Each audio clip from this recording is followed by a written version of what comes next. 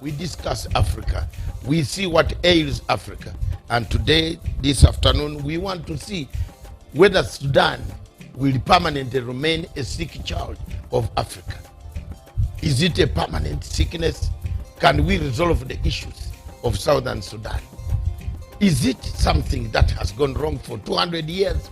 There has always been a problem in Southern Sudan, in that great region, starting from all the way the Alimadi Wars and the rest of all what happened until today. Peace seems to be elusive. Why has UN taken slow action? Why hasn't UN set up a tribunal? We want to see a tribunal that will make sure that Southern Sudan people are accountable.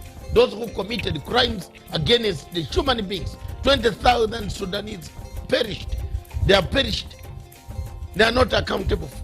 Nobody can account for them. And we cannot sit here, go on hammering peace agreements without mechanisms of accountability. If we set a tribunal for Sierra Leone, for Rwanda, for Camera Rouge, we need somebody to stand up for the poor masses, the masses that have died, the masses that continue to die, the masses that are being brutalized, murdered, maimed on a daily basis by marauding armies of both Riek Machar and Salva Kiir. There must be an accountability. You are not going to sit here and tell people there is no accountability in Southern Sudan. There must be a tribunal. Why do we run to harass countries of Kenya? Put ICC on Kenya, put ICC on this country, put ICC on Central African Republic. Why have we delayed on putting a tribunal for Southern Sudan to find out who is killing, who has been killing, how they have been killing people? Let me speak for the people in Southern Sudan, the women, the children who have not gone to school, the children who have no medicine, the children who have nothing, who have been running since 2013, and the war cannot end because of two people. Let them face the tribunal. I'm not going to keep quiet as a Pan-African to see Southern Sudan being maimed, being tortured, being cut, dismembered, and we keep quiet and watch people got images of people, of malcontents singing to us in Uganda, in Kenya, in Ethiopia, in South Africa, telling us they have money. Let them face the international tribunal and tell the tribunal who gave them the guns, where they buying them, how they were killing people. Enough of is enough. Enough is enough for Africa. We have had enough. There is no need of that anymore. Enough is enough. And if people have died, they will not cry. We people who are left on planet Earth must cry for them. We must find justice for them. We must make sure that there are leaders who go on bragging on television stations all over the world, who are accountable. They must be behind bars.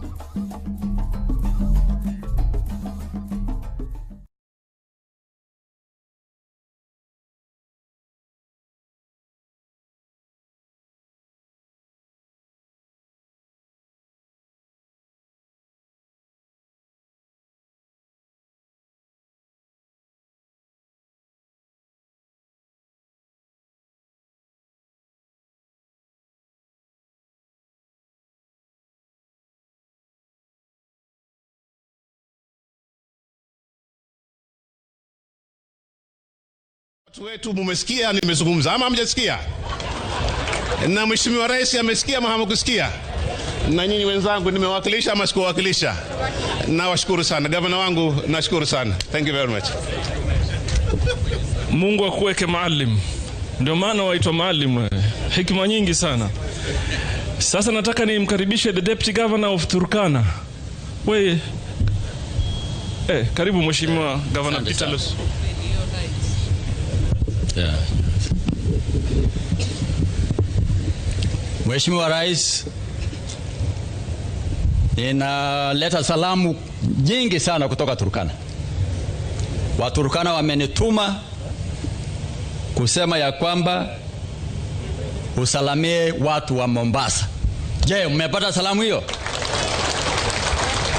Tena ningesema ya kwamba pokeeni salamu kwa county governor wetu Josephat Kolinano, ambaye ako nje ya nchi, angekuwa hapa lakini kwa sababu ya kazi ako nje.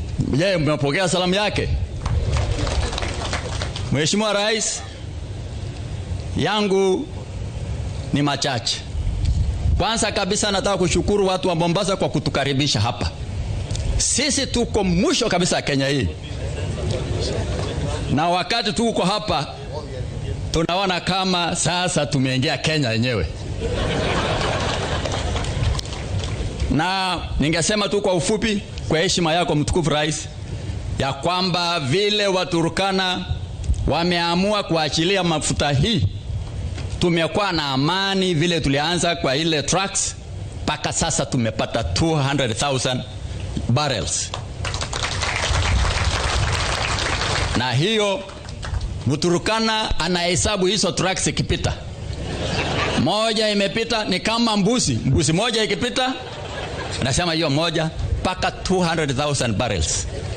Na kwa kimila ya Kiturkana, mtukufu Rais, wakati unachinja mbuzi, wakati unachinjia rafiki ama mgeni mbuzi, mwenye mbuzi anabaki na mguu. Mwenye anachinjiwa mbuzi anaenda na ile area nyingine na pia na kichwa, ndio ajue ni mbuzi. Sasa wasee wa Turkana pamoja na vijana wameniambia kwa hii mafuta ya EOPS, hiyo kamuguu tungetaka kupata. Mtukufu Rais, leo ni siku yako, na mimi tumekuja na kundi kubwa kutoka Turkana. Ningetaka tu wasimame tu wasalamia Rais. Musimame kutoka Turkana, mujue hawa ndio wa Turkana. Walisindikisha hii mafuta mpaka hapa. Na pia mtukufu Rais, kwa heshima ningetaka kuintroduce senator wetu Professor Ekal, yuko hapa. Ndio yule. Pia tuko na women rep. Sisi wa Turkana ni watu transparent. Tunaenda sabamba na constitution yetu. Kwa hivyo mtukufu Rais, women rep yetu Bwana Joyce, Miss Joyce hako hapo. Kwa ufupi tu, sitasema mengi. Leo ni siku yako. Nimefurahi ya kwamba mambo yako sawa sawa. Tumehakikisha hiyo mbuzi imeingia kwa meli na nyama inaenda sasa ng'ambo. Kwa hivyo tutangoja ile yetu. Asanteni sana.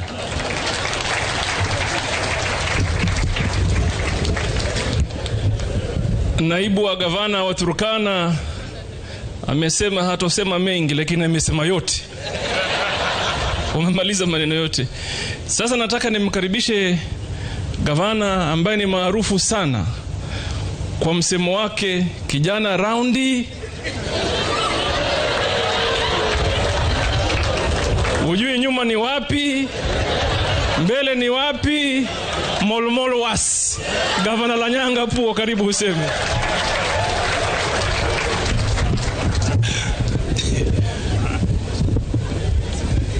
Your Excellency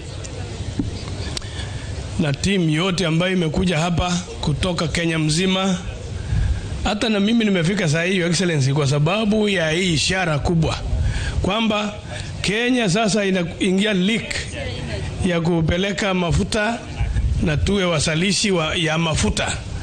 By the way, vile ndugu yangu kutoka Turkana alikuwa anaongea hapa, hakutaja na hakusema kwamba wale wametupea security ya kutosha. Kwa hiyo trucks ni watu ya West Pokot. Kwa hivyo sisi tunangoja mbafu. Wewe kana mguu, wengine waende na kichwa na ngozi na hooves na horns, lakini sisi mbafu. Secondly, Your Excellency, I think the main tank for the all oil in Kenya is found around Orua, which is found in West Pokot County. So just consume the little you have up there in the Lokijan. But the main one is just at the foot of the mountains where you are coming to do it next. Lastly, through your leadership, We have peace never seen before, and we thank God for it. Sasa we can eat and enjoy with our Turkana brethren. Yesterday we came with CS Muñez. We came and picked me in the rural areas right at the border. So there, as you continue doing business here, we have kept peace. But anything that comes, remember us also. And lastly, we also have water. I'm told water is required for oil to come out. And did you not know that water is more expensive than oil? So tutambanye mbafu ya oil, ya mafuta, ya maji, as you will also be giving us mbafu ya oil. Asante sana, Mungu awabariki. We are all here. My team is around also. Asante. Alituchekesha huyu gavana. Sasa nataka nirudi nyumbani very briefly, tupatie my colleagues, the governors of the coastal region. Na nitaanza na gavana ambaye ako na bandari kama hii. Azungumze mambo ya mipango ya Lamu na kuendeleza mbele Lamu. Karibu Mheshimiwa Fahim Yasin Twaha. Asante sana Mtukufu Rais. Nina furaha kubwa kushirikiana na Wakenya wenzangu siku kama leo ya kihistoria kwamba tupeleka mzigo wa kwanza wa mafuta ngambo. Sina shaka hii ni mwanzo wa neema nyingi na maendeleo mengi ambayo yatafika ndani ya nchi yetu. Na tunamshukuru Mungu kwamba yametokea wakati sisi tuko uongozini. Mheshimiwa, sina shaka uko na uwezo wa kuongoza meli hii ya Kenya wakati huu mpya through the changes that will occur. Kwa neema hii ya mafuta tulopata, sina shaka serikali yako itaendesha mambo vizuri na Kenya wote watapata in an equitable way faida ya mazao haya. Na tunatarajia kukaribisha very soon kufungua bandari yetu ile ya Lamu ambayo serikali yako pia imefanya juhudi kubwa ipate kukamilika kwa wakati unaofaa, na tutakaribisha huu mzigo pia pengine upite through Lamu, manake ni karibu zaidi kushinda Mombasa. Hataki kuwapokonya kazi, lakini ni bandari imejengwa for a purpose, na one of the purposes ni kusafirisha mafuta kama haya. Mheshimiwa, we look forward to welcoming you in Lamu in the very near future. Thank you very much. Mgeni kumpokea kumbe ni kujichongea. Lakini Lamu na Mombasa ni mwanashangazi na mjomba. Kutoka kichwani yanguka begani. Mheshimiwa Granton Samboja, very briefly 2 minutes tafadhali. Mnaki nimeona magavana ni wachache, wacha niwape nafasi mseme. Rais wa Jamhuri ya Kenya, viongozi wote, mimi nina furaha kujumuika pamoja na Wakenya kushuhudia historia ikiweko ya kwamba hata taifa la Kenya limezalisha mafuta. Mafuta haya nina matumaini ya kwamba yatasaidia nchi hii ya Kenya kwa ukubwa sana. Na rais, sisi tunakuunga mkono, endelea kuongoza gurudumu hili vizuri, weka mguu chini zaidi kwa vita ya ufisadi, pia mambo ya handshake, usitingishwe, wewe ndio rais wa Kenya na sisi tuko nyuma yako. Nikimalizia rais, wewe ndio baba yetu. Pale Taita Taveta tunangoja mzima tu kwa hamu sana. Na mwisho rais, kwa unyenyekevu, hata sisi tukipata ile percentage kidogo ya Savo, kwa sababu over 62% yetu yote imeenda na wanyama, lakini wanyama wanaleta ushuru na wananchi wa Taita Taveta wanasema wapate kitu kidogo. Mungu akubariki rais. Mheshimiwa Gavana wa Kwale, Bwana Salim Mvurya, karibu.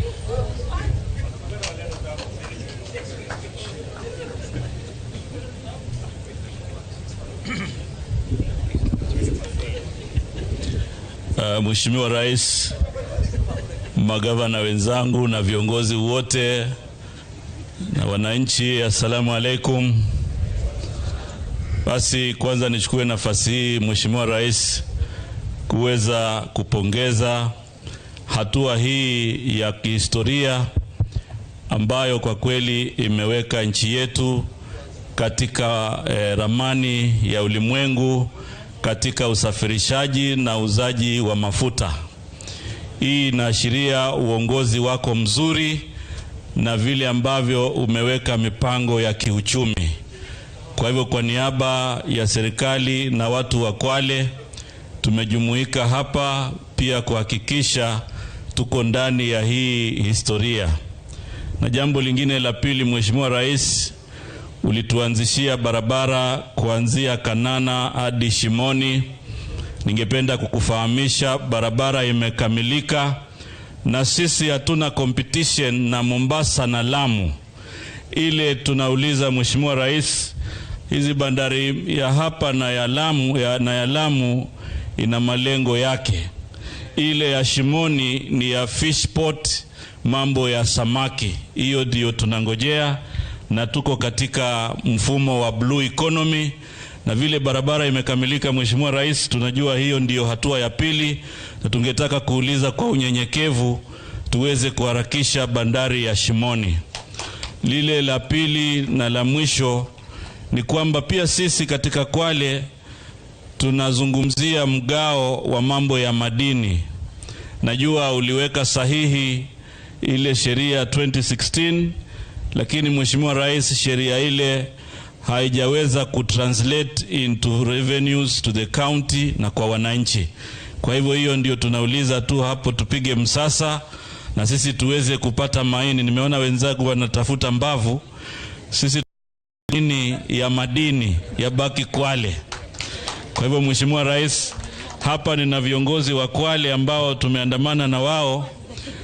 Tuna seneta wetu Mheshimiwa Boy, tuna mbunge wa Kinango Mheshimiwa Tayari, tuna mbunge wa Matuga Mheshimiwa Tandaza, tuna mkurugenzi ambaye ulimteua Mama Chizuga yuko hapa, na wale viongozi wengine wa Kwale ambao sikutaja, pengine tunaweza simama tu Mheshimiwa Rais atuone. Basi asante sana Mheshimiwa Rais, na tunakukaribisha Kwale. Asanteni sana. Sawa. Sasa mimi nitajulisha tu viongozi wengine kwa majina, wasimame waonekane.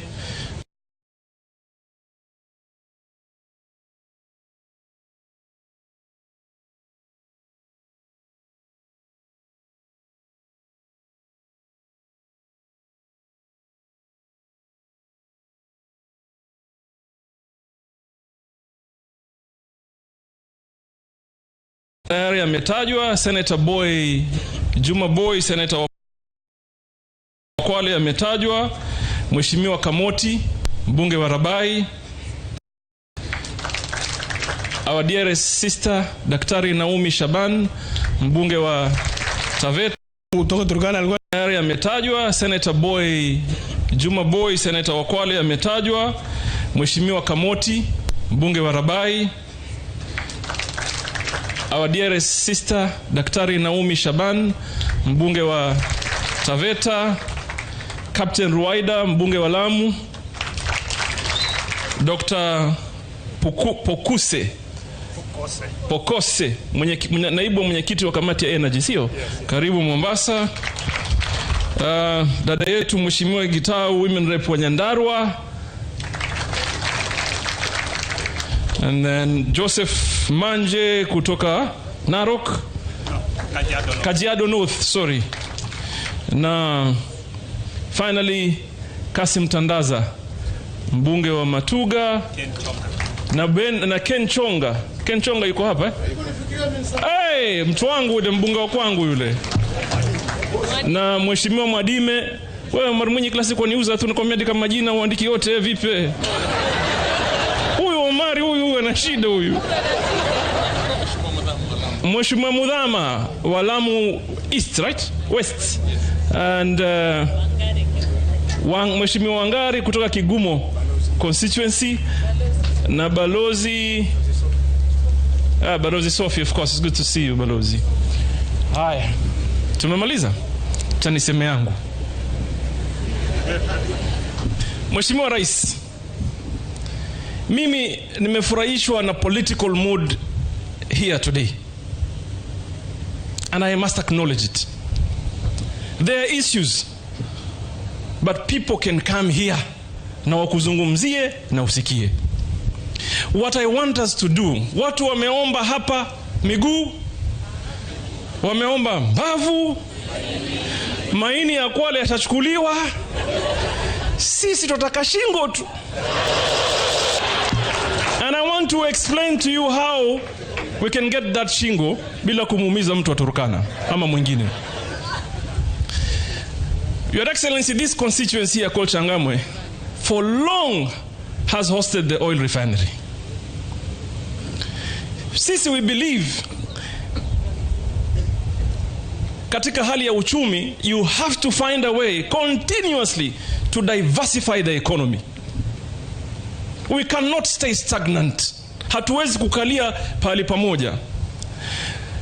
Kile kitu mimi nataka, chukueni mafuta huko, sisi tutengeneze hapa a trading hub and petrochemical industry for value addition, because the port of Mombasa is here. Nina imani we have the capacity to host both the traders and to value add, alafu mafuta iende. So from the conversations ambayo watu wanasema hapa, watu walivyoongea, my humble appeal, Your Excellency, we know you are going to Japan. Unaenda Japan leo kwenda ku represent the country, isn't it? Kuomba mema. My humble appeal, Your Excellency, when you come back, tunataka tulete viongozi wote wa pwani hii na tuzungumze mambo ya kudiversify our economy ili watu wetu wapate nini? Uwezo wa ajira na kufanya biashara. There's no two ways about it. And then mimi nasemanga kila siku, jamaa, hakuna tena Kenya hii kupigiana kelele, watu ni kuzungumza katika room moja, my friend, amuelewi. The president is so accessible. Huyu rais kweli kumpata, sijawahi kuona rais kumpata kama Uhuru Kenyatta. Si tumfikie tu, tumwambie, sivyo? So Your Excellency, wewe ukienda Japan, kirudi tafadhali, tutakuwa wakati wa show. Kija hapa show, spare us some 2 hours tukueleze how we want to diversify our economy, why it is urgent Mombasa to realize our free trade zone, why it is important to expedite the processes of setting up Dongo Kundu, because if Dongo Kundu were to happen, we will create hundreds of thousands of jobs for our people. Yes, port is very dear to us, but I can tell you, if Dongo Kundu happens today, it will employ maybe 10 times what the port is employing today. So it is our responsibility as leaders to help each other to realize these dreams, isn't it? Kama tufanye, makati kuna gozi turekebishe, tusonge mbele. Mimi sina story mob leo, sina mambo mengi, nataka tu, Your Excellency, please remember the word, let us diversify our economy in the coastal region collectively. And I ask for a meeting not for Mombasa leaders, for all of us, for Mtwaha included. My colleague and brother Governor King hayuko hapa leo, lakini angekuwa ndiko kona weekend mtani huko, mambo ya jioni si mchana, lakini he identifies with our agenda. So sitaki kuendelea zaidi hapa, nataka niseme asante, karibu Mombasa. We're always very happy to host you in the county of Mombasa. Karibuni na mjisikie mko nyumbani. Asanteni sana. Asante sana governor wetu na wote ambao wamezungumza. Mheshimiwa Rais, nikubalie nimwalike mkuu wa majeshi ya ulinzi Jenerali Samson Mwathefe tufahamishe kwa mabaharia wetu, kwa ruhusa yako Mheshimiwa Rais.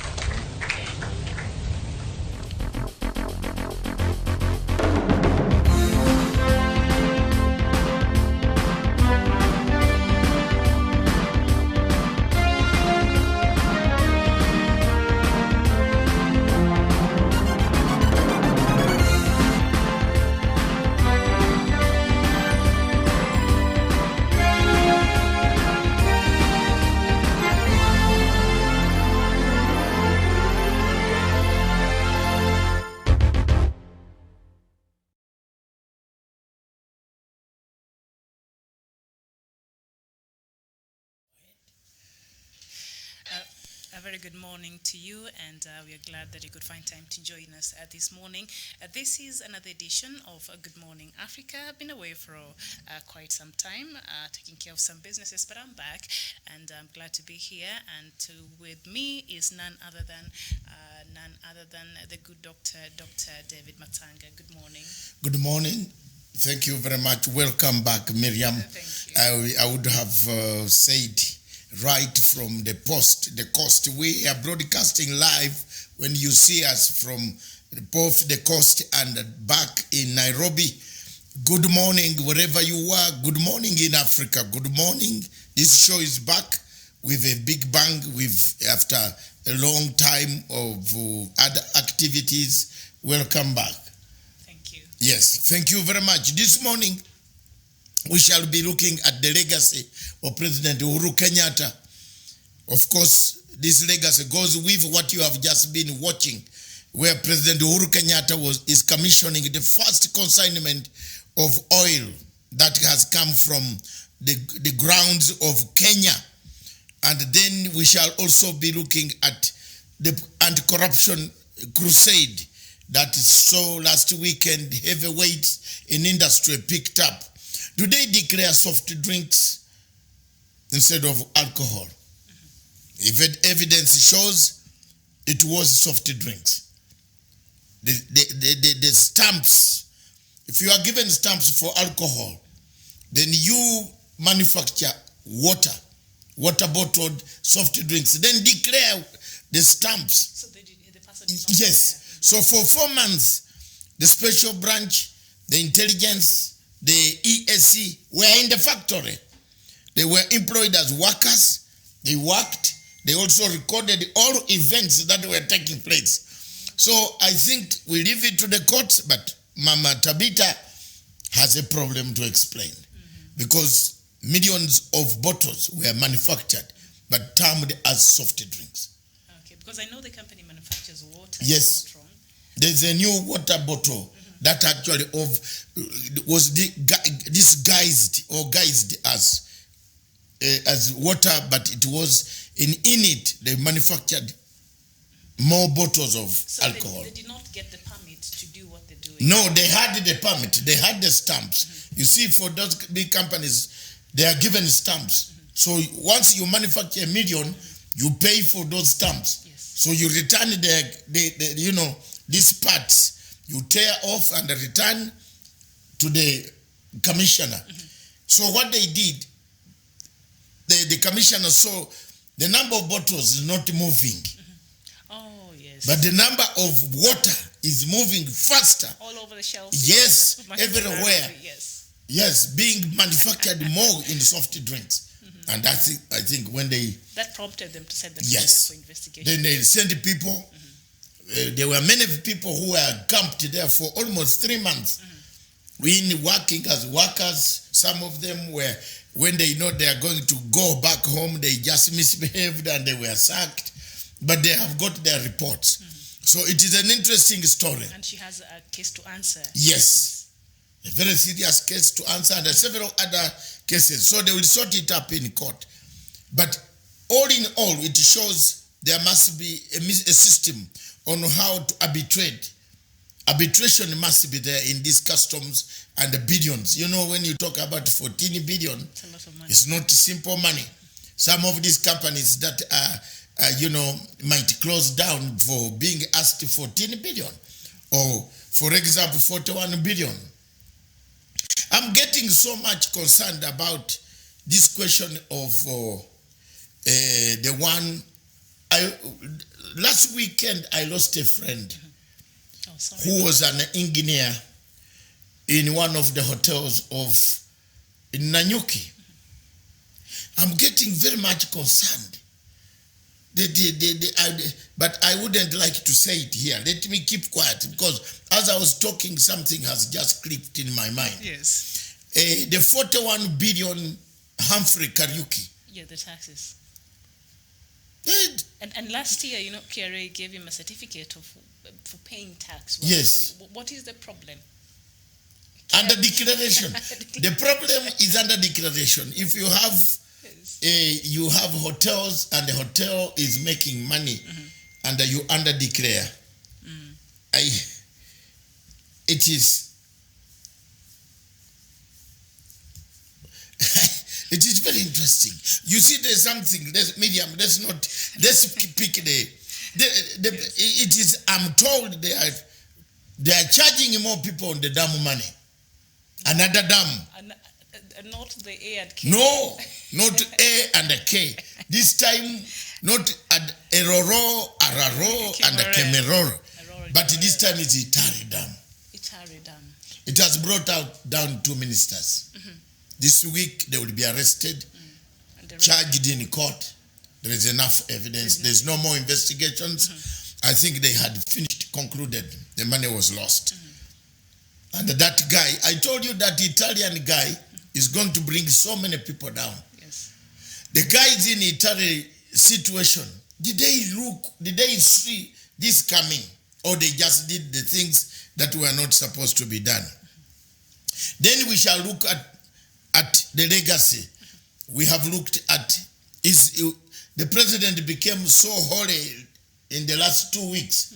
He preaches in parables.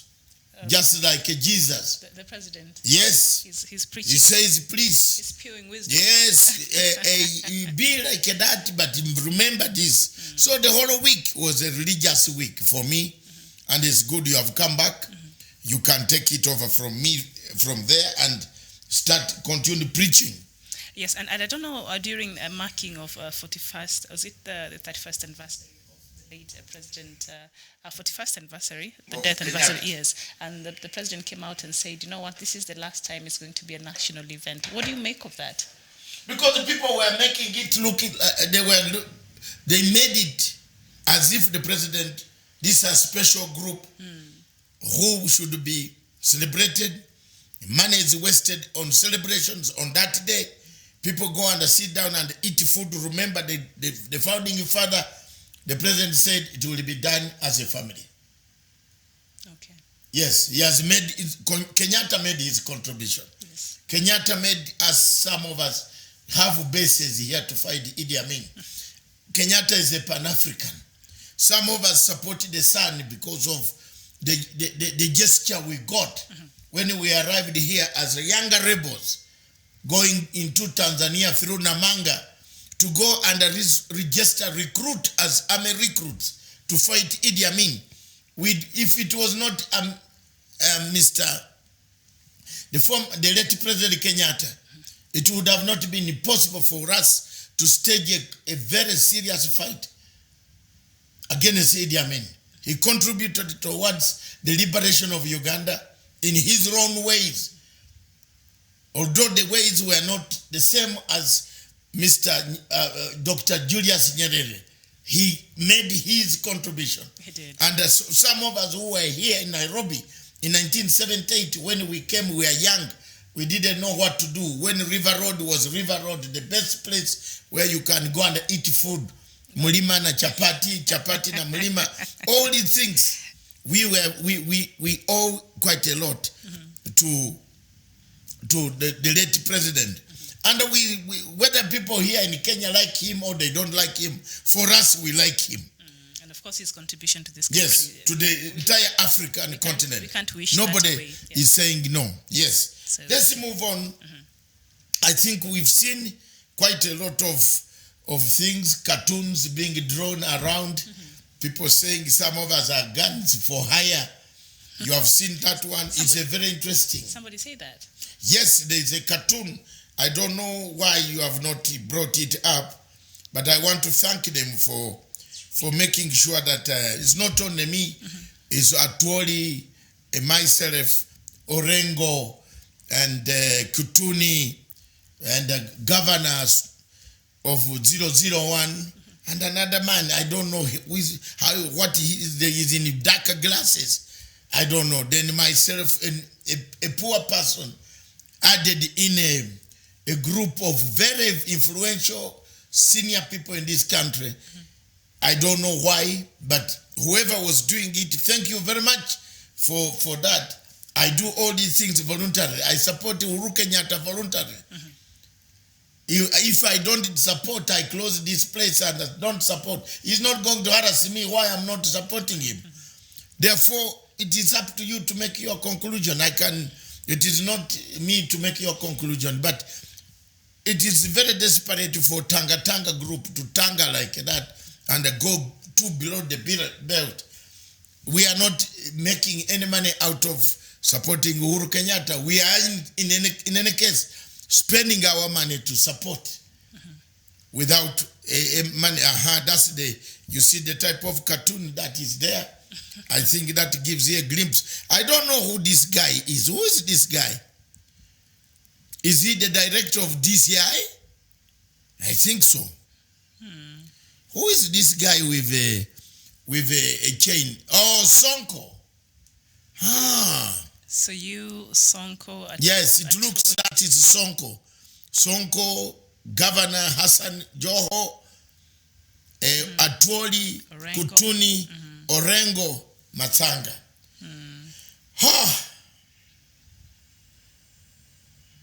We are told we are guns for hire. Guns for hire. Thank you very much. We thank you very much for hiring us. And I believe that one day we shall be repaid for the type of hired work we have done. For the contribution. For the contribution. So thank you very much. Yes. And before we continue, one of our viewers here is wondering where he can get this channel in Cameroon. We should be there in Southern Cameroon Broadcasting SBSC. Corporation. Yes, I think we should be there. I don't know whether the production team picked them to pick us. You can see if they have not picked up as this morning. You can see them later on, they will pick us. Thank you very much. Yes, Miriam. Yes, and of course we will talk about that and the events that culminated in Cameroon, especially in Ambazonia, the leaders. While I was away, we'll talk about that later. But on Uhuru's legacy, actually there was the affordable housing. There are others which are being built near my place there, and they are nearly ready for occupation. Yes. It's such a... There's a new method of building houses. Miriam, don't forget that. A very good method of building houses has arrived. A very fantastic method of building houses. Is that what the government is using? Yes. Okay. It's quick, fantastic houses. That was very quick because there are very many apartments the other side from where I stay for the affordable housing. And those are the type of houses that are now available in London. Okay. It's not only here. In London, they are avoiding. You know, there is London, you can't build beyond some level of storage building. There's a level. They keep the culture of the type of house, London house. So that's why there are not so many skyscrapers. No skyscrapers in London. Okay. No, in the UK. You can't find skyscraper or 200 your storage building, 300, no. It's not there. The best you can go in London is 80. Not even 80, 50. They range around there. Very good buildings. Yes. Very good, storage buildings. Now, that's the new method they are using. And I want to thank all of them for that. That's agenda number 4, affordable housing, which the president wants to be accomplished. I think he's doing very well on that. Yes. But the positioning of politics, let's go. Yes. In the papers today, you can see for yourself. Let's start with the Star newspaper. Yes. And my man is back. And I have been... there you go. Yes, the man is back.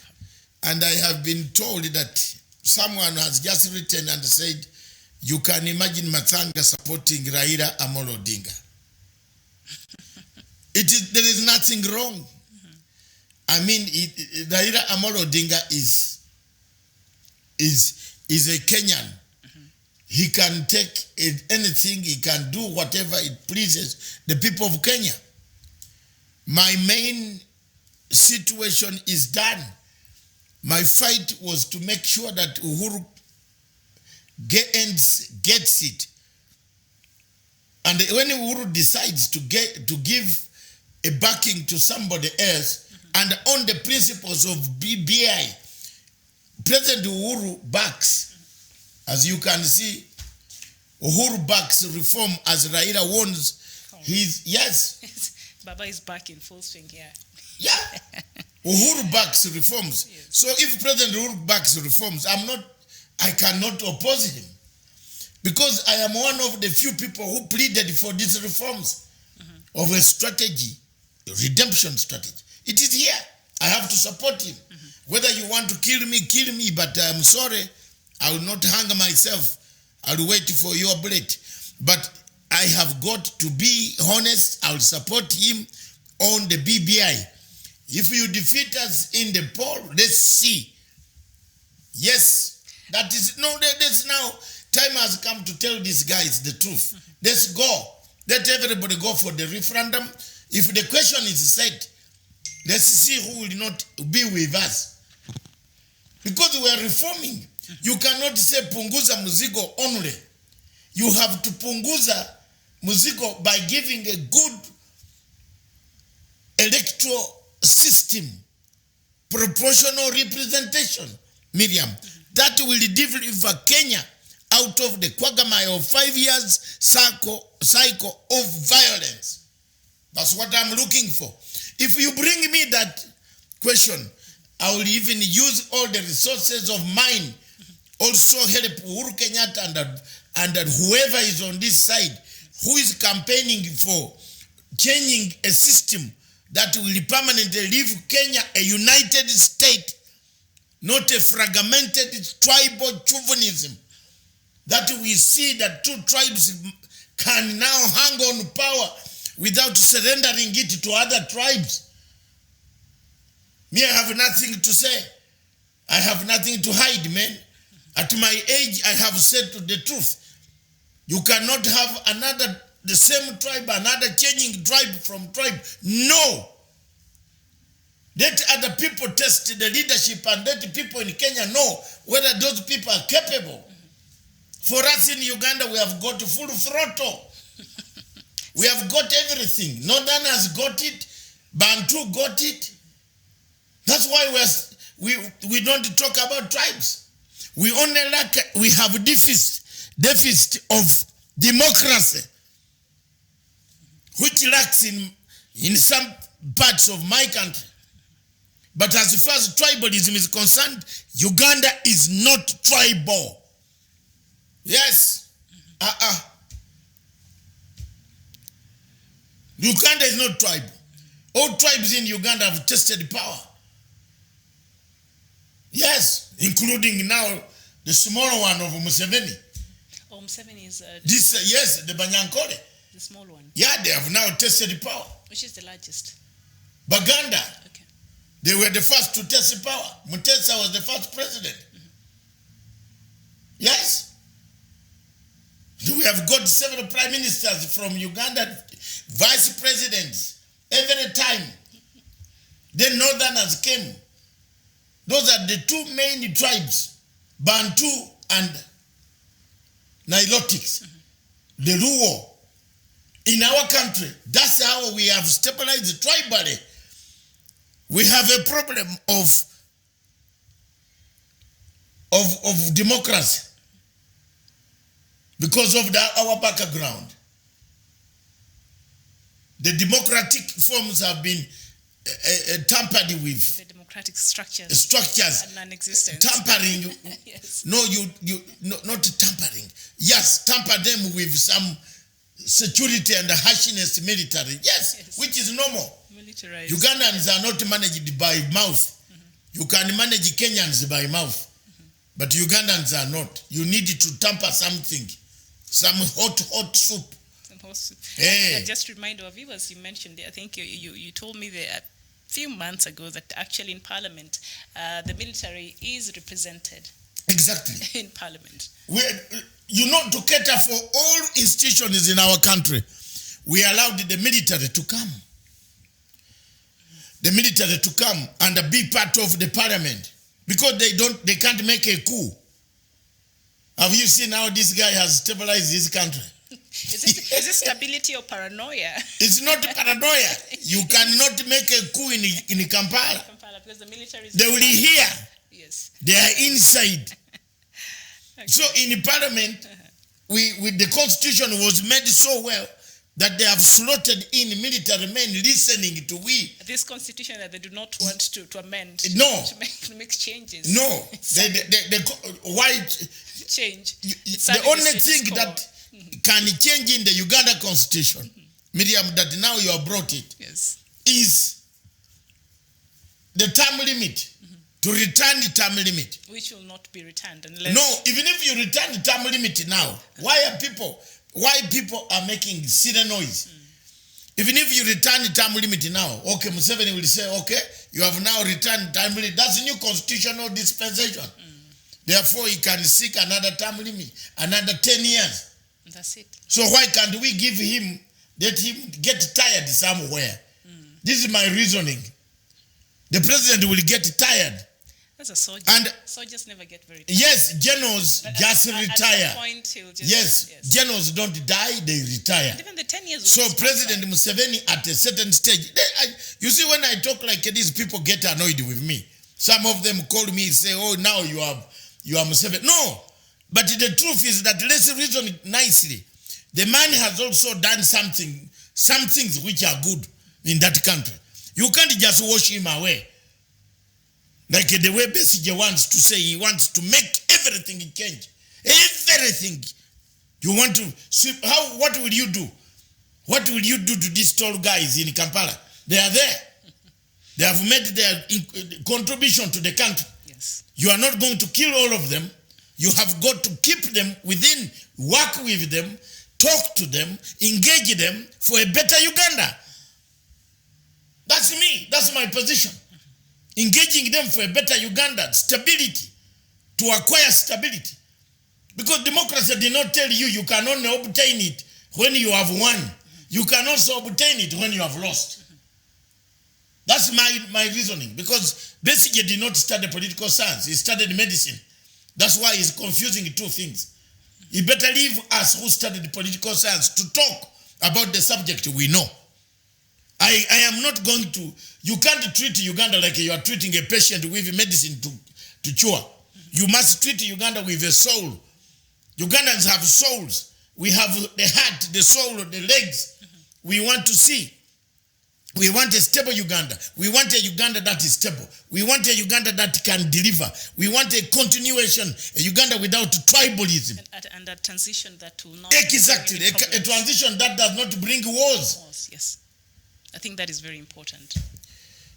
So the term limits is what they should be. Yes. Not the age limit. You know, the MPs in Uganda are very myopic, very silly. And I have to tell them now today. I think at this point they're just confused. They don't know. How could you go to discuss somebody's age, the age, you should die now? Tell me.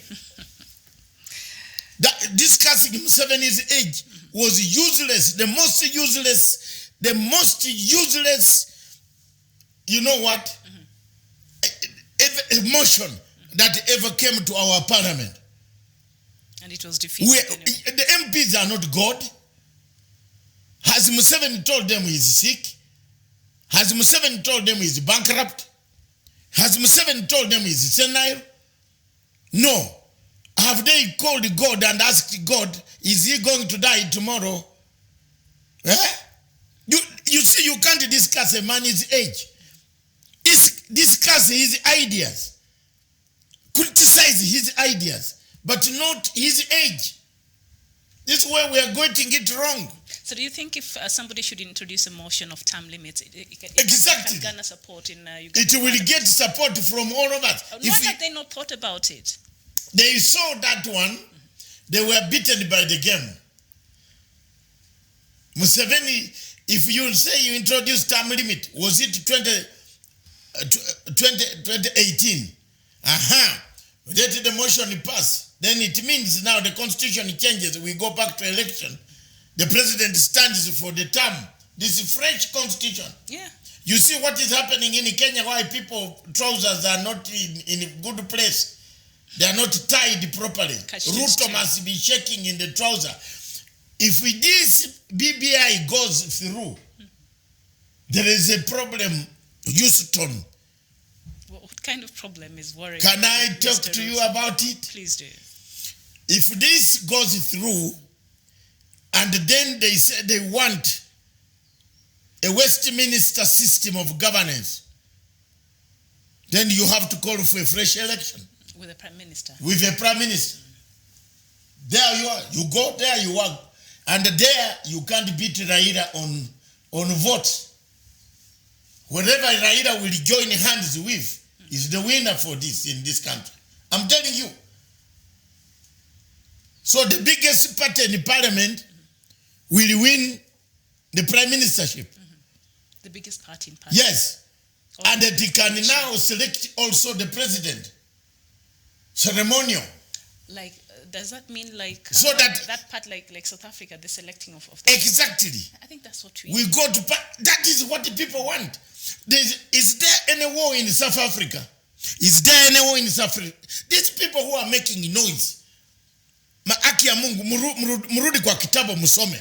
Is there war in South Africa? No, 8th of May came and passed, and the next date was backed. In fact, people voted. And Malema is insulting Ramaphosa in the parliament.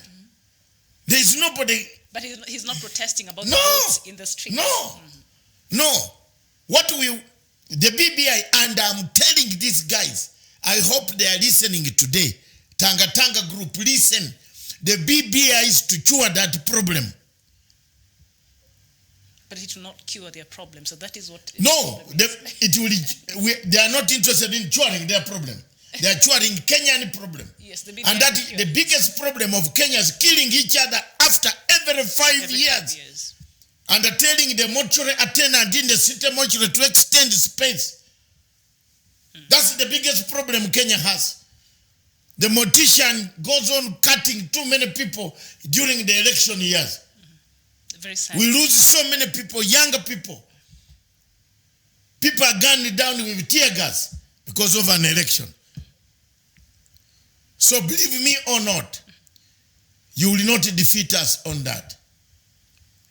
Yes, and I think that is really worrying, especially the side that is not in support of the BBI, because it seems as though it will not work, in whatever plans they have. So according to the Daily Nation, here the president says, if there's anything wrong with the constitution, we need to see how best we can rectify it, advises President Kenyatta. As opposition chief says, referendum tsunami will sweep away those opposing change. I've seen even in social media, Dr. Matanga, a lot of Kenyans are coming out and saying, Uhuru court. He was the one who was leading the making of the new constitution in 2010. How is it that now he's coming out and telling us now this constitution is so bad? Now we need a 7-year one term for a president. We need I don't know how many constituencies. And yet he was part and parcel of the people who are making this. So Kenyans read malice into the Punguza Mzigo initiative by Dr. Uhuru court. Look, the Punguza Mzigo, even if you punguza mzigo up to 0, still you need a formula to arrive where you are going. You get the point? Yes. You still need a formula to arrive where you are going. So you did. You are not going to punguza mzigo when you don't have how you elect even the smaller mzigo you have. And the formula that a court is proposing does not seem to sit well with even a lot of Kenyans. Forget even the politicians, even the Kenyans. When you see Kenyans how they're commenting and Miriam, on it, they're not very. Miriam, I've told you, yes, this is over. Baba, where you see the president says he backs reforms. I've seen that. And then that's it. But were we not told when we were voting for this? So if I were those people, we were told changes will be made. So why is it a shocker? It is not a shocker. We were told it is because not they wanted. So they thought it was a joke. Okay. It has not become a reality. It has not become a reality. Thank you very much, viewers. There you are. We have a problem. That is the positioning of 2022, which was in our first as a segment. Right now, on top of the hour, we change to, we have 2 minutes. Anything else we want to talk about in this? Yes, what's your take about Raila Odinga's daughter, Rosemary Odinga, trying to... Let her take it. I love her. I like her. I love her. She struggled so much. So we should not. The illness changed that girl. That girl spoke so well. The girl spoke so well during the burial of her brother. Fidel. I love you, Rosemary. I like you. Take it, younger girl, my daughter. Do it. Yes, I've campaigned for her. Do it. If she can be selected, she will do it. I hope she does not work the way the father worked, because the father did not do very much in Kibra. No, whatever it is, she'll continue with the track record. That's the sympathy. She is a very hard worker, though. Yes. She's a hard worker. Yes. She had been able. She's a hard worker, and she had been able to do a lot of her things without acrimony at all. Let her do it. Let her be if the people of Kibra want something to move, the Raila legacy to remain in Kibra, let's continue with her. Let's change. Men have been representing Kibra for a long time. Let's give a woman a chance who knows the suffering of the people, of the children that a woman produces. Rosemary Odinga. If I were in ODM, and unfortunately I'm not a member, and neither would I wish to be a member, but I can associate with them, not become a member of ODM. If they could allow me to campaign, I will campaign for Rosemary Odinga. All right. She has the qualities, she has the sense of humor, sense of direction. She spoke so well. She's very smart as yes. well. She spoke so well. And we have our friend Good News from Nairobi to Mogadishu has stopped. Mira, that is Abdi Samad Ali. You're saying good news, Mira from Nairobi to Mogadishu has stopped. Is that good news really, Abdi Samad? How the farmers in Meru are going to suffer.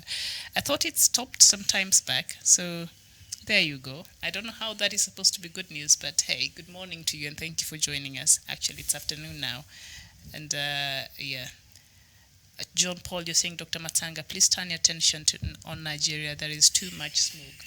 And I think we'll talk about Nigeria and in regards to the oil and what really... This guy is saying good news, Abdasas Ahmad Ali, Mira from Nairobi to Mogadishu. It is, then it can't be good news. Where will you get the Mira anyway? You eat that Mira from Nairobi. They need them. So Somali people, the question of Somalia is coming this afternoon. I think now you are back. You and I need to dissect Somalia. I want you to ask cutting questions on Somalia in the diaspora dispatches. What is happening? Why are we seeing too many letters exchanging English letters? Why? If Africa is looking for a borderless Africa, why are we so much in the borders? Why do we want border demarcations? If we were in Africa, why is Somalia talking of a border? Yet we are going to African Union to say we want a passport for the entire Africa. Why do you need a passport of a border? I am asking Somali people this afternoon in the diaspora dispatches, if Africa is looking for borderless Africa, integration of Africa, why are we looking for borders? Is there an external hand that is feeding Somalia to this member East Africa?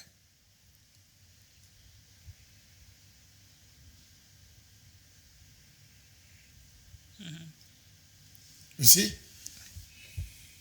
Abdi Samad, you're saying Kenya needs to understand that Somalia is a sovereign nation. We already know that, I think, and I think there's no nation in the world that has been very helpful to Somalia than Kenya. So it's just a problem that will be solved. So we Somalia is a sovereign state, and we respect. But as a sovereign state, you also don't operate sovereignty. you also operate with others. So it's a foreign state. Why don't you liberate yourself? You can't be an island. Liberate yourselves. We need. We are all it's all right. We can protect ourselves, but Somalia cannot protect itself from ISIS and Al Shabaab. There are people that we need to protect. We have an international obligation to protect the civilians that are in Somalia. Not every Somali is involved in activities that are against international norms. There are Somalis who need to be protected. That's why states of AMISOM and the United Nations and the EU and the AU have put their resources together to protect Somalia. Because Somalia land lies in the great trading route to the east. All the ships pass through there to Indian Ocean to go down to the Indian Ocean, to pass to Gulf, to all those areas, states. It's a very important. It's an important segment of our trade, of the whole world. We cannot leave it in the hands of terrorists. There we shall have to do, even the mighty army will have to come. I'm telling you, the Somalis are joking. They might think today, they might threaten AMISOM to leave. You know, the world cannot watch you take over the whole, route which trades the whole world. You are creating a big war. So all this, Abdesalam, whatever you are talking, change your attitude, change your behavior, change your mindset. Don't play cheap nationalism against the people who have sacrificed their children.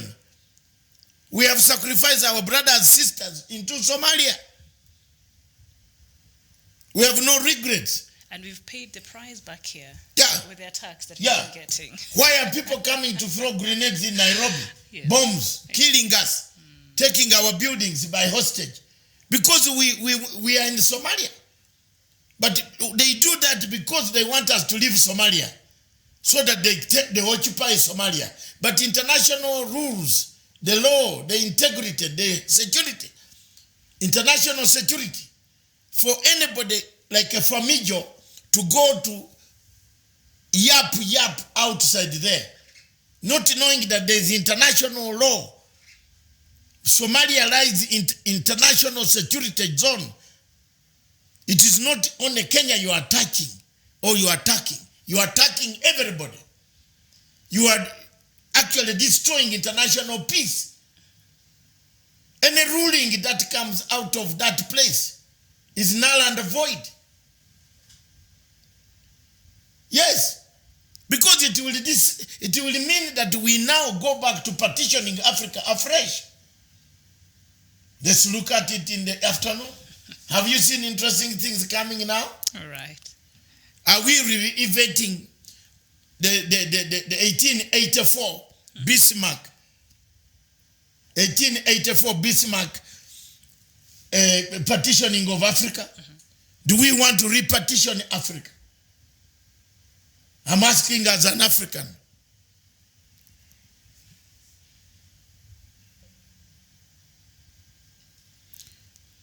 All right. You see, Abdesalam is here again. Why do you want to defend? Why don't you defend now against Al-Shabaab?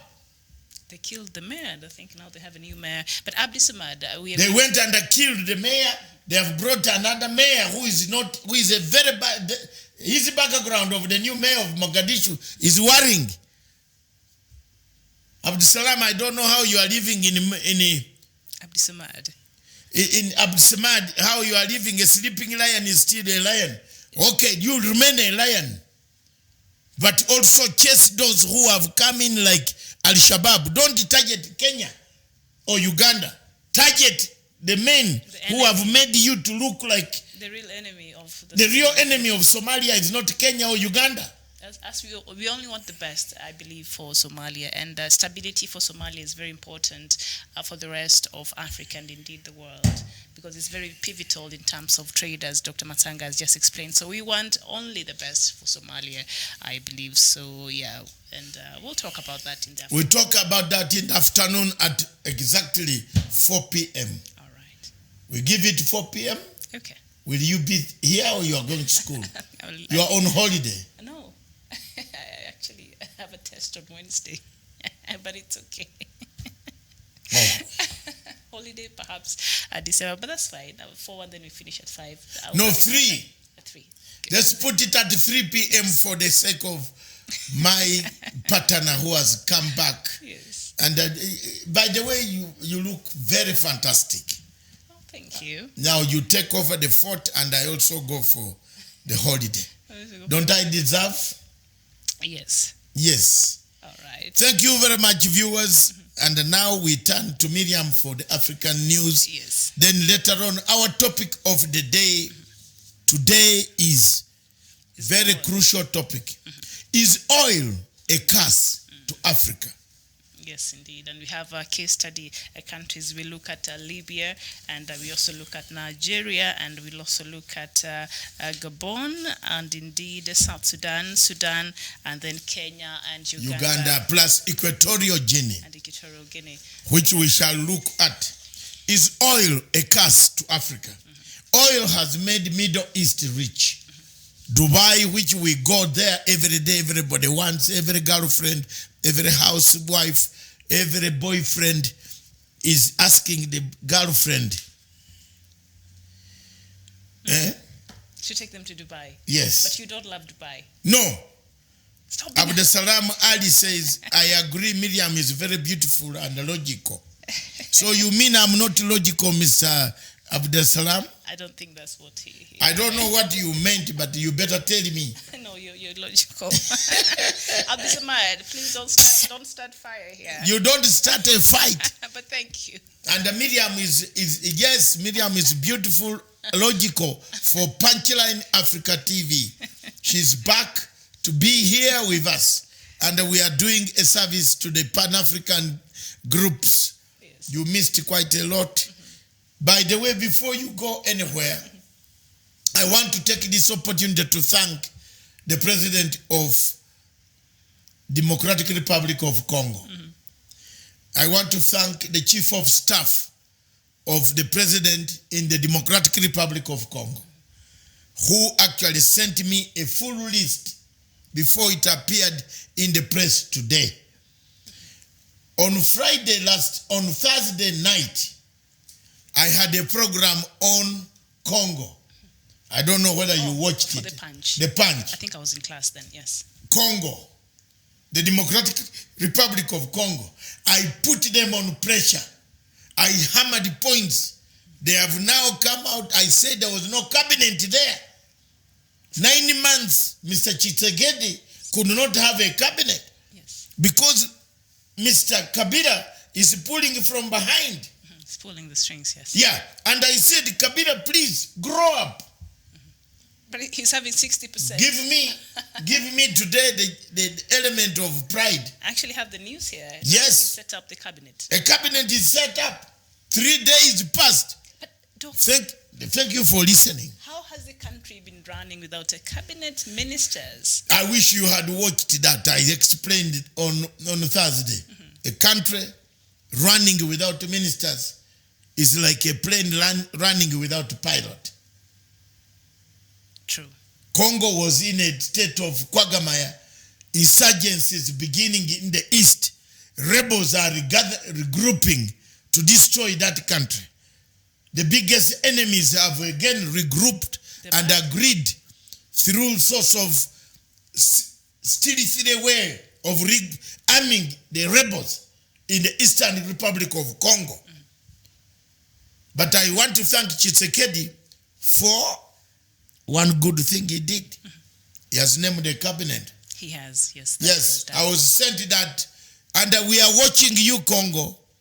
Any mistake you make, we shall bring it up here. And we shall say it as it is. Yes. By the way, the whole of last week, me, I'm gloves off. Yes, even today. You came punching. Yes, try me today. You'll see in the second chapter. Thank you. All right. So thank you so much for joining us. Keep writing to us, and as you write to us, please let us know where you're writing us from. It is 13 minutes past 12 here in Nairobi, so it is a good afternoon.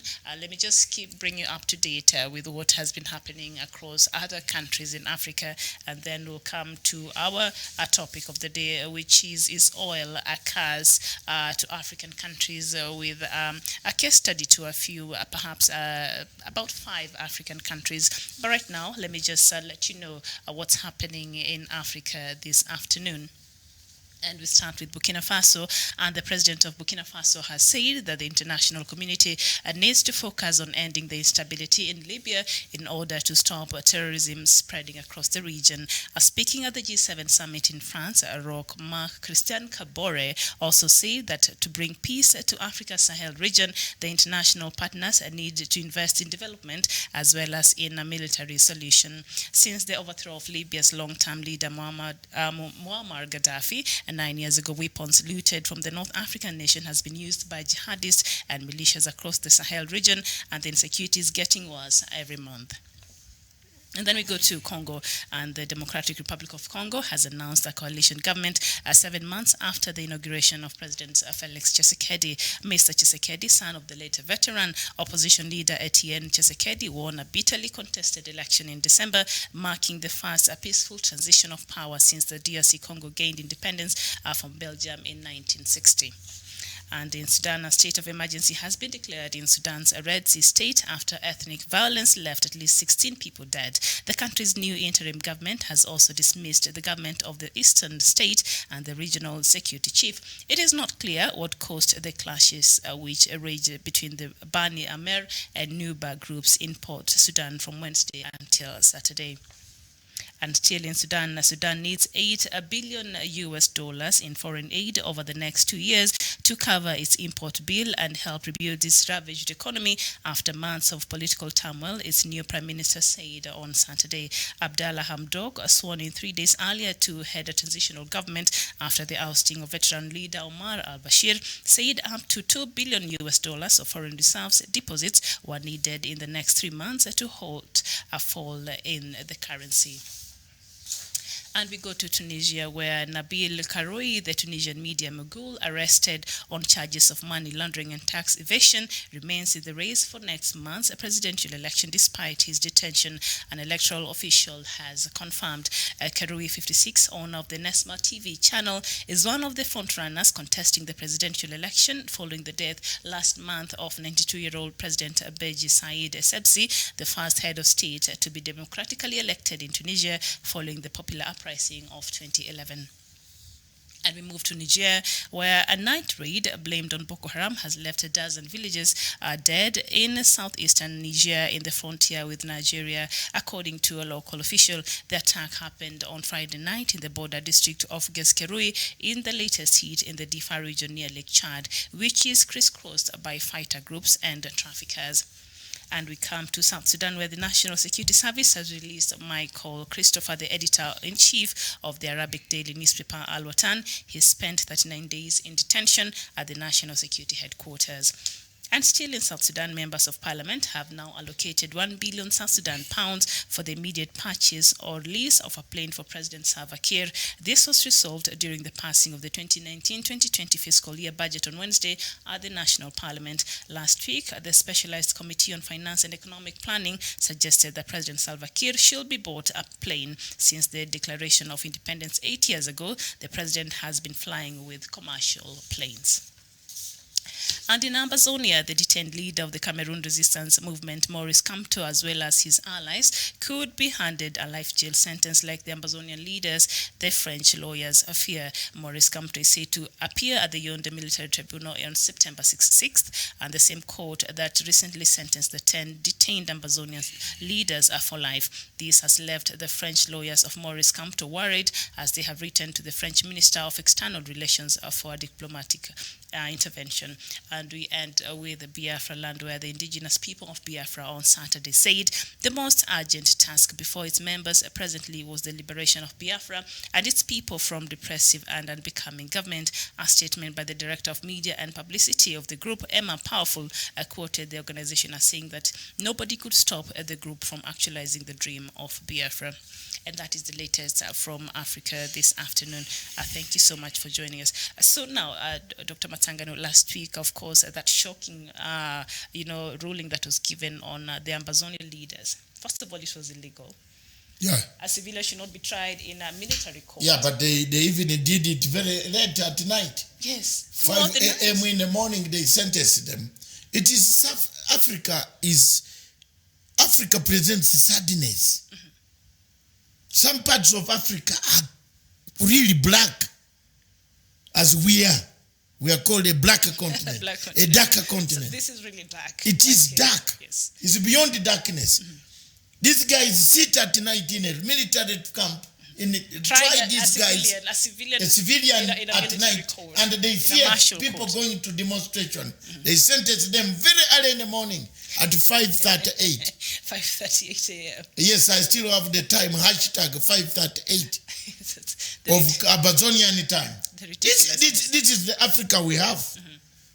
This is the Africa that we have here. Mm-hmm. That's why Uhuru Kenyatta is trying to make sure that these things don't happen in the future. Because there are some leaders now showing traits that they can even harass their friends.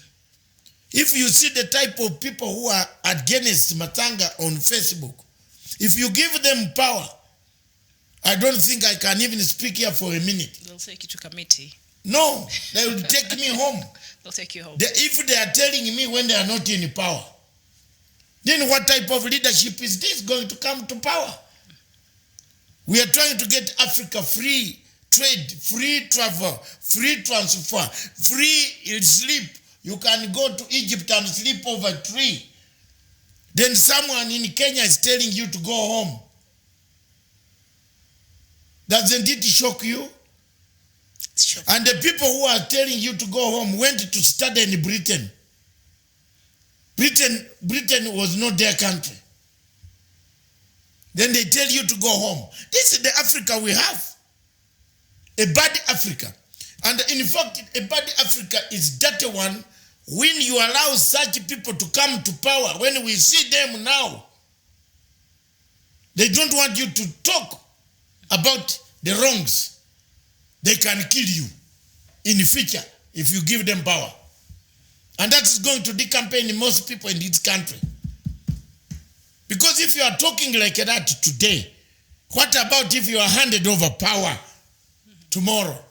You will finish us. Your supporters will tell you, we don't want Miriam. Toa, aende. Throw him in Indian Ocean.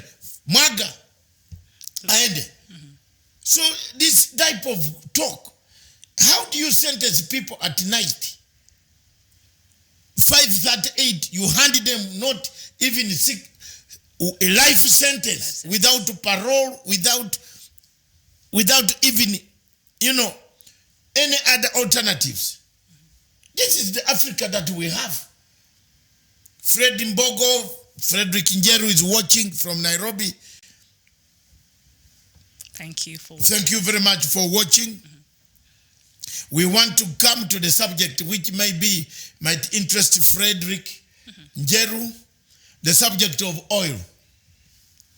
Do you have any other questions to ask in Africa? In Africa, let me see.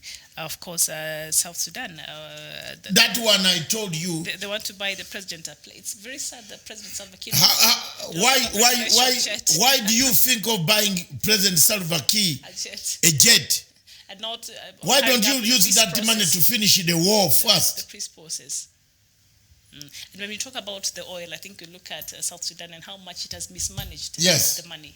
Yes. That probably could have bought the it is coming in the next presidential jet. Yes. But a president using a commercial flight, that poses a great risk for the president, don't you think? As a head of state. Each plane can collapse anytime. So what risk? being with other civilians of the same. What risk? Even when you are alone, you can go down. Okay. Miriam, I give you quick, straightforward answers. So they want to get him a plane. So they've set Sudan, aside 1 billion South Sudan. Sudan is poor. It is. But not really. It's rich, but the people have stolen the money and eaten it. They have banked it. They have bought houses in Turkey, in Dubai, in the United Arab Emirates, in Uganda, in Kenya, in Egypt. They have stolen all the money. It's not that Sudan is poor. It's very rich. It gets shares from the oil. The war stopped a bit of oil flowing. But now the question is, why is it that the oil countries of the Middle East have utilized their resources so well, but us in Africa, all oil producing countries in Africa are in shambles? It's a source of conflict. Let's begin. Let's start. Let's start. Yes, indeed. Let's go to Nigeria. Let's leave Libya first. Nigeria is a sample of Africa, an example of a good Africa, what we could have said by Lakunule and Wole Senyika, Chinawa Chebe, and others. The founding father, Baba Tafa Balewa, was very right when he said it's the jewel of Africa. Nigeria was the jewel of Africa. But the discovery of oil. 50-something years ago, about 50 years ago. Over 50 years ago, yes. In Nigeria. Brought a conflict. It changed a conflict. It changed the whole dynamics of Nigerian politics. Today, President Uhuru Kenyatta is commissioning the first drop of our chaos. Now I'm worried when you put it like that. Let's be honest. Yeah, he's in Mombasa as we speak right Uganda now. is about also to drill the first oil and export. Yes. Already, if you look at Uganda, the areas where they discover the oil, there's a problem. Oh, there's already a problem. Yes, people don't want to move. It forced the president to put a special brigade of the army, the elite group, to guard the Albertine region. It's called the Albertine region, where oil reserves are. We have a problem. When you look at Nigeria, when you go to Lagos, when you go to Abuja, the amount of queues that you see outside the gas stations, seeking to drink fuel. Nigeria produces oil, but Nigeria has no fuel, refined fuel in the petrol stations. They don't have refined fuel. It is not there. It is easier to walk in Lagos than to use a car in the capital city, the former commercial city of Nigeria. And Nigeria is the highest oil producer in sub-Saharan Africa. Yes. And still it's number 3 in the world, by the way. And it has the highest level of poverty in the world. I've never gotten over that point, by the way. The highest poverty? Yes, in the world. Yes. Because the money has been banked. Mismanagement. There's mismanagement. Theft and corruption. Corruption, mismanagement, fraud. It all comes out. It's a very bad example of Africa. I don't know why the leaders should not embark on an exercise to clean Nigeria, the name. We seem not to be knowing exactly what type of things we can do for Nigeria. But we can help them to change the name as punchline. If they asked us, you and me, we could do it. Today you are dressed in Nigerian as if you knew we are going to discuss Nigeria. I want to thank you very much. That's the Nigerian flag. Nigerian flag. Yes. But Ambazonia also has some... Green and white. Biafra also, I think. No, Biafra is red. And? Red and orange and a star. A sun rising. Red and orange. Yeah, there is some red, orange. Yes, I've seen. And green. You are right. So you have not gone very far. Not too far. Yes. The Biafran flag has that. Great. But let's look at a country like that. Africa has a problem. It has. This oil is a scar to African progress. Indeed. President Uhuru Kenyatta today, he has just come back from Mombasa. You can see him landing on all the way to Japan. But he's leaving for the yes, for the summit. But the problem that we have is we have now commissioned ourselves a conflict. I speak frankly. You might like me or you hate me. So how can we avoid the pitfalls that comes with oil, the crisis that comes and the chaos that comes with such a resource being found in a country? How would you advise Kenyans to avoid that pitfall? They must structure the oil reserves, the money that is coming. If I were the president, or I would have told my Minister of Finance not to touch that money. Let the imports be 2, 3, 4 times. Let the money be put in a consolidated fund, not to be utilized for now. And maybe sometime after a year or so, declare how much you have. Then ask what you want to do, what type of project. For the first time, ask Kenyans, what do you want to do with this money? I believe President Kenyatta must have hinted about it in Mombasa. I think today. Something just hit me now, Doctor, while doing the event, and this oil is in Turkana. The governor of Turkana was not really present in this event, or I missed him?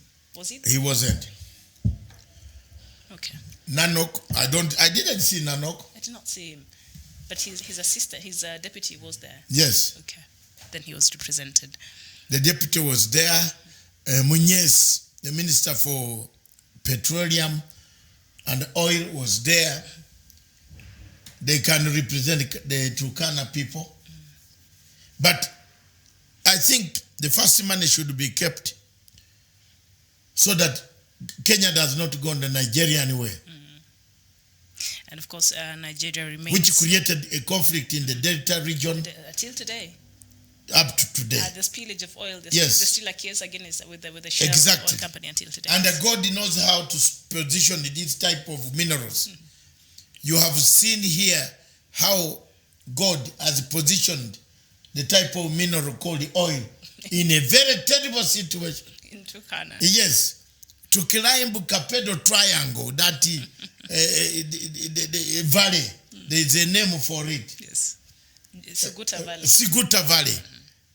It is terrible. So God positioned something there. It is like a diamond. You don't easily find the diamonds on the surface of the earth. You find it on the rough. You have to dig. If you dig the hole, it can come over after you have reached them. Yes. You don't come out. We see the mines collapsing in that is the Africa South we Africa. have. So, Libya. The case of Libya, the oil has brought us chaos, more chaos in Libya than it is in Africa, elsewhere, and how people do it. So for this case, you and I, we shall take a few minutes, to look at 1 minute, yes, and then we arrange ourselves. We want to do a clip together. All right. Which country you can talk about. Choose the one that you can in a summary of a sentence of that. Then we can do a clip that can go out. We want to try that. All right. Yes, so that we don't take much time on discussing the subject. The topical issue will always come up in a format of a clip that you can have it, refer to it next time. Yes. Thank you. Let's take a break.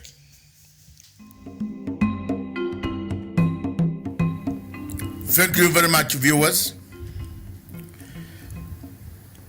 Today, COMESA is sitting in Nairobi to find out how free trade can unite the countries of COMESA and Africa.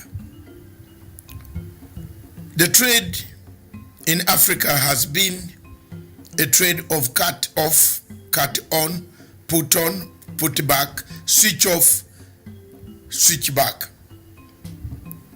The common market for East and Central Africa and Southern Africa, which is commonly known as COMESA, puts us a step forward towards integration of Africa and accelerates the integration of Africa. I believe in building block by block of integration of Africa. I believe in building inch by inch, country by country, removing all the tariffs that have hindered Africa from trading freely amongst themselves. Africa's population can buy its own goods. African population can purchase, can import materials that are not needed, that are not in Africa, but can import from each other the materials that are available. This can be done without any further push, any further pull from any of the countries. You might have differences with Europe, but you can also solve those differences by uniting with Africa in order to trade with Europe. It is therefore very important for Africa and Africans to encourage such meetings, like the meeting that is attended by President Museveni, President Uhuru Kenyatta, President Lungu, President of Madagascar, and other COMESA leaders who are in town to discuss the trade, free trade amongst COMESA countries. The East African Common Market of the East African Community is one of the blocks that will build COMESA into an African free trade zone. I encourage, I support, we stand by all the deliberations that are being conducted in Nairobi. Thank you, viewers.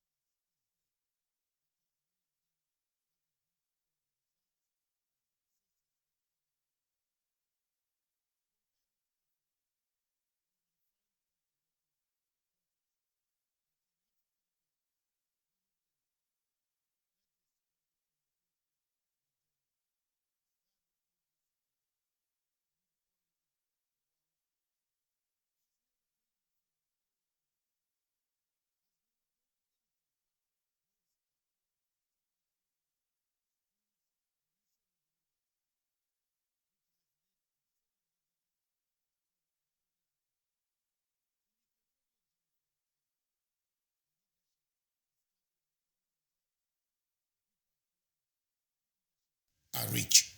In Gabon, the same story. In South Sudan, the same story. In Sudan, the same story. Is oil a curse? Yes, it is a curse to Africa. It is a curse in that we Africans have no clue on how to utilize the resources that come out of the ground of our countries. We plunder them, we export them, we bank the money abroad. We don't bring back the money to show to the citizens how much the oil reserves have been. Compared to the food security that the president of Kenya is doing, oil is not seen. You can't see it, you only see it in trucks moving. But the oil is in the ground, and these grounds are source of conflicts. If you look at the Abyei Peninsula, for example, in Sudan, between South Sudan and the Sudan, Khartoum, there is a fight on the Abyei Peninsula. Who controls the Abyei? And it has created a conflict that has never left Africa.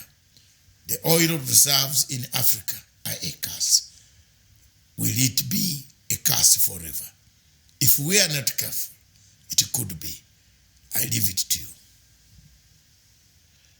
All right, Doctor, very important and vital points that you've raised, and you've seen, the countries that they've discovered oil, and we see in Libya, particularly when you look at the amount of chaos it has attracted, not just within Libya, but also outside influence, and it is what is really fueling the chaos, because they do not want Libya to be stable enough, because they thrive in getting the oil from Libya as it is when there's chaos, and we talk about France and we talk about Italy as well. Yes. These are very, so I don't know. So what do you make of that?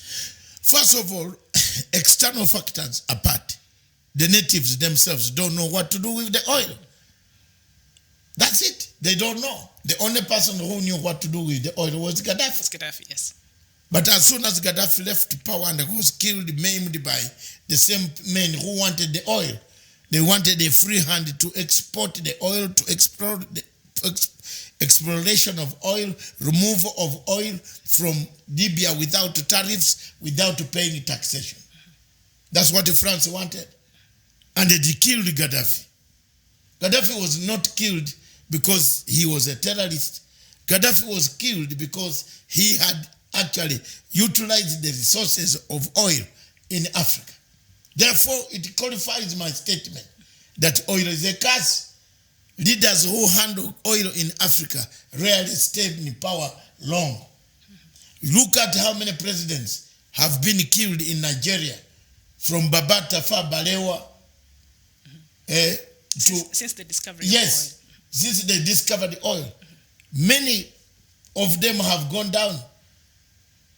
Aronzi, Baba Tafawa Balewa, Babangida, not Babangida, Abacha, Ashora, Chief Abiola, Mashoud Abiola. These people have gone down to God. They have gone. These are oil merchants. Abiola was one of the chief businessmen who actually used the oil as a basis of gaining international fame and political fame. He's no more. Look at Cameroon. What is disturbing Cameroon is oil. The natural in the Amazonian region. In the Amazonian region. They don't want to leave. Because the French know if they leave, someone else will take over that oil, or the Chinese. Look at South Sudan. Yes, let's talk about South Sudan. the quarrel between the Riek Machar and Salva Kiir stems out of spending. Who's spending more? Who's spending less? How much are you spending? Therefore, oil plays a very crucial role in cursing Africa. It is a curse to Africa. And Kenya has entered the fight. The same curse comes. The same curse will remain. Doubts are already raised. Why do we, for example, transport this oil by road? Why don't we do the lap set that will deliver the oil to cut down the costs? It is a significant step in Kenya for exporting oil, but it has to have to watch out for ramifications that could come into the community as a result of the oil and the people questioning the oil proceeds.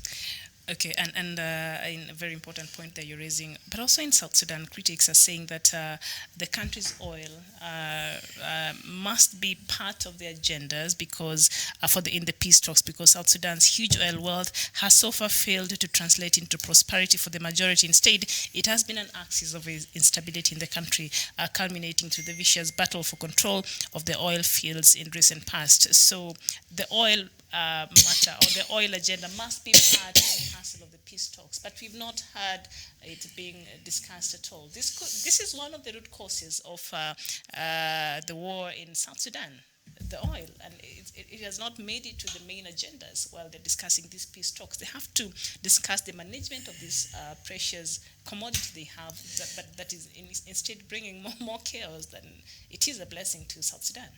Miriam, I told you. Yes. There is no peace process in South Sudan because... So we should not be waiting for November? No. There's nothing. I don't think November you will see nothing. It's only 2 months from now. It is 2 months from now. You will see nothing. Riaka will not come. Because you look at the issues that South Sudanese are raising now. The oil proceeds. How do you share them? We have to go back to the basic principle.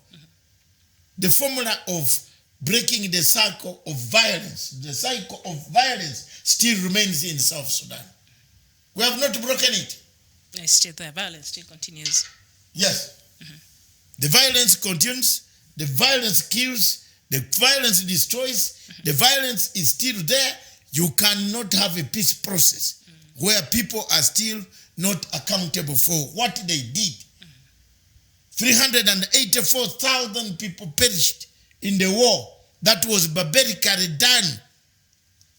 Salva Kiir and his army went to bomb Ibo. The ball down there. They bombed the area until things went down. We have a problem. So that it is very miraculous. I will see a miracle if I see Mr. Salva, Mr. Riek Machar in Juba. It will be a miracle. In December or yes. 8th or 16th. It will reach somewhere there. He will issue a statement. He said he's not ready. But he had written to President Salva Kiir just 2 months ago saying he's worried that time is passing and they've not done anything substantial. It is not. But instead of South Sudan buying a process and equipping the process with money, recently Riaka's faction said they don't have the money to run the mobilization program. They don't have the money to sustain. He has gone to buy a new jet fighter, a new airplane to carry him around the world. Private jet for the so that he can come out of the plane with pump where your people are dying. So this should not be a priority for South Sudan right now? It shouldn't. A plane for what? For the president. No. The president can still use, we have now Uganda Airlines. Uganda Airlines is flying into Juba 2 times a day. Actually, he mostly uses Uganda Airlines or Rwanda. No, it has just started. It's now flying. Uganda at last has a flag. Since Obote left. Yes. Are those the new planes that the president launched the other day? We left a Uganda Airlines still working. They sold it. Now they have brought another one. That is very good, Mr. President. Thank you very much. You have done a very good job. Yes. Yes. You have brought a new plane. That's a legacy. Uganda had no plane. The Uganda in the 80s, despite the difficulties under Idi Amin, we still had the Uganda airline. A symbol of Africa. That when you see Kenya landing, Uganda lands, Tanzania lands. You saw the song that boy played. You were not here. I was very happy with the song. For the East African community? No, the song for the airline in Tanzania. Can somebody look for it? It's a very good song. A musician was here? A musician? No. A musician was, yes. You played it. Yes. A very nice song. Tap Duck wants to know, he's saying, good point, Doctor. What will be the solution to that? What about if the war goes to the same as 1994 Rwanda situation? I think he's from South Sudan. And Yes, you have a point there. What will happen? The peace process does not There's no peace process here. In November. Excuse me, South Sudanese, listen to me. There's no peace process. A peace process that does not account for the people who have died is not a peace process. Sorry. When we are doing the LRA, Uganda peace process, we first started accountability. We asked for human rights, those violators, to be isolated and know how many people are still in camps, how many are abducted, where are the children to return. Those who want to return home can return. Where we are here, UNICEF, come and take some people back home to trace their parents. This peace process is political structuring. It's not a peace process. That only favors the top. You are creating 5 vice presidents. Are you creating 5 vice presidents to look into how people died? And those vice presidents are being paid. Are paid money, the little money that is not there. A country that economy is on its knees. And then what South Sudan has done is to go and look for Mr. Reinberg, who actually took Uhuru Kenyatta and Ruto to Hague for them to say they are stopping a tribunal. I have defeated them on that. I have defeated them on that. The question, South Sudan is a very sorry state of Africa. It is. It's like a Somalia, a very sorry state of Africa. The president of Somalia, Famijo, who was internationally exposed, whom I gave a lot of respect, acts like a man from the streets of Maragua. I thought this guy could be in control of Somalia. Today, look at the statements. We are now going back to the ICC. We refused going to ICJ as Africans. Why do we go back to international body that has no clear checks and balances? ICJ has no checks and balances. The appointments is friendship and patronage.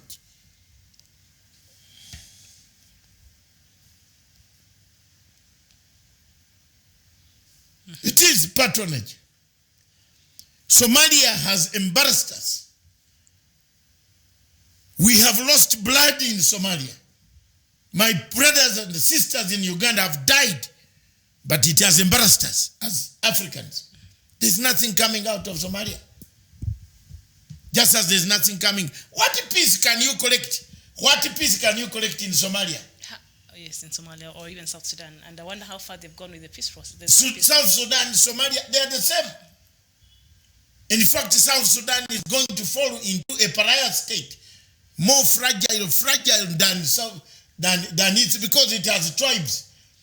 What holds Somalia together is they have one religion, one language, one culture. It's only the clans. It's only the terrorists.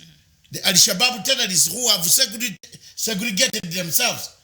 But the rest, what holds Famijo, is Famijo allowing external force coming from America or external force coming from France. I am going to be hard on him. And he has got to bring out a solution. Going to ICJ does not pay you. Those guys will eat your money. The money that would have brought toilets in Mogadishu, would have built roads in Mogadishu.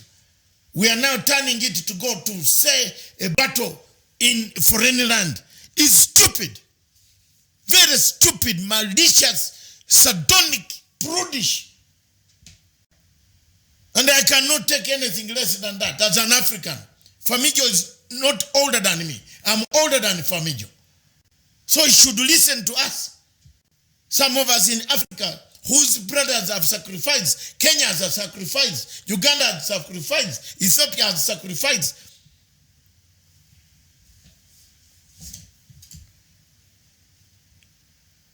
can't get a solution from imperialists, mercantile capitalists who are waiting. If we are saying we are removing a border, why do we create borders again? This is my question to everybody in Africa who is wanting a border.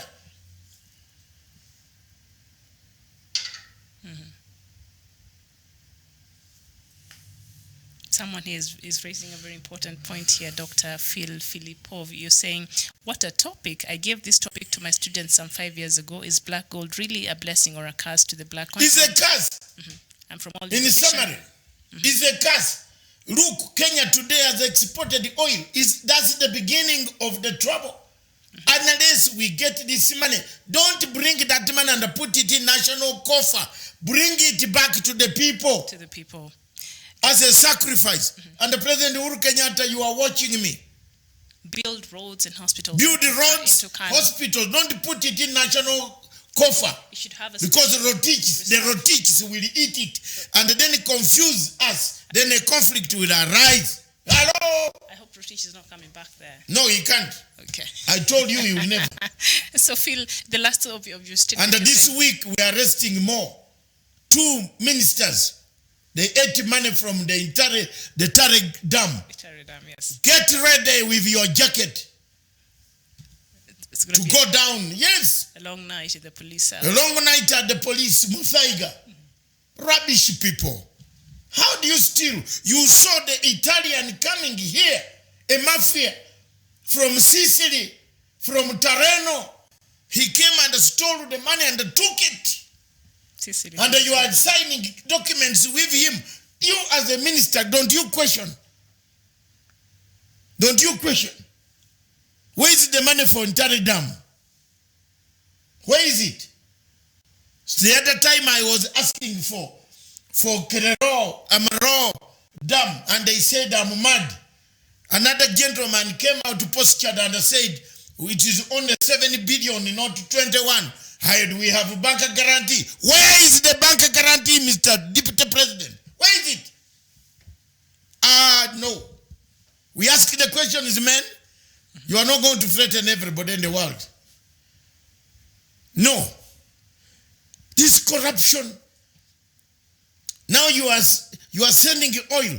Mr. President, please, don't mix that money. It was 200 million, isn't it? $200 million, was it? For the Turkana. Yes. It was 200. Please don't mix it with this money. Please. Just do projects. Just do a highway. You should have a special. No, a special highway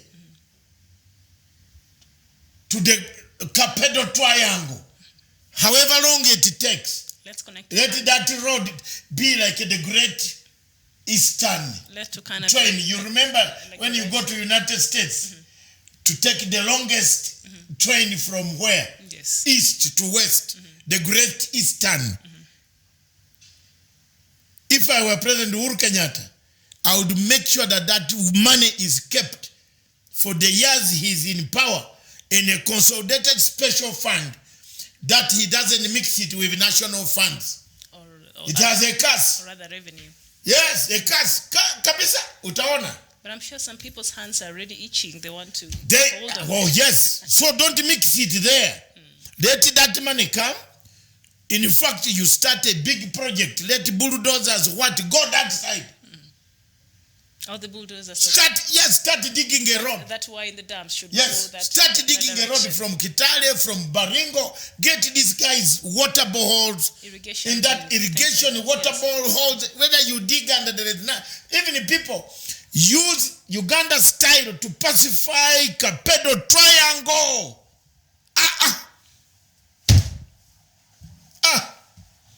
In Karamoja, Museveni has made sure that no gun exists. And the Prukor and other people in the Nano cross over to drink our beer peacefully with this governor, Nyanya Paul. The guy with a man round man. He goes to drink beer and comes back peacefully. The funny guy. Across Kenya, people are snatching people's cows, people's sheep, killing people, taking cows. No, use Uganda method, pacify the area. Put roads, use this money to pacify the entire and leave a legacy. Thank you very much. That's very good. You have advice. any other question? That's very good advice. Yes. And a very good long one from Mr. Phil what? Yes. Phil Talk? His name is Mr. Philippo. Philippo. Oh, yeah. He wrote a question to his students. Yes. I hope we have answered a few of what the students might have put down or failed. Yes, he said from all indications it is the black gold or the black continent is the curse of black continent, but a blessing to other foreigners who do not want to see the black continent emerge.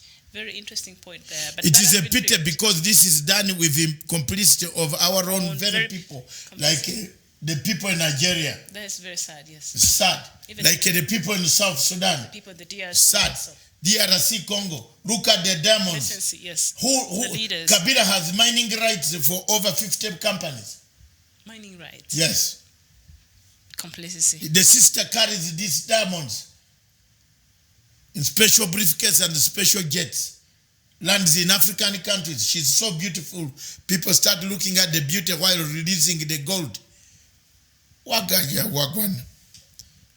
Have you seen Kabila's sister? Very beautiful. Congolese women are beautiful. Yes, when she lands in every airport, you open your mouth looking at her while she's passing with diamonds. All right. Somebody has brought another view. Samuel, you're saying it's not a curse, but it's a blessing. The problem is Africa is being run by dictator leaders. So it's the leadership that is bringing the problem. No, it is a curse, even if it is a good place. You show me, Gabon. Why did this man, Jenny Ping, ban 400 people? Killed them. It's a curse. They are fighting over oil, controlling. If you control the parliament and the Supreme Court of Gabon, you are controlling a nation with oil. Equatorial Guinea, if you say Equatorial Guinea itself, is a curse. That man overthrew his uncle. His uncle was beginning to liberalize the entire system of... Oh, in the country. Yes. He overthrew him. It's a curse. To kill your own uncle. That's a curse. A relative. That's a serious curse. It's oil. So thank you very much. Miriam, there you are. I give you over to Han to finish. Thank you so much. So I think our time here is done. So I hope we can meet here at, I think, 3 p.m. Yes, we talk about Somalia. The dispatches. Is Somalia becoming a hot potato in the Great Lakes region? That's the question. All right. Is Somalia becoming a hot potato in the Great Lakes region?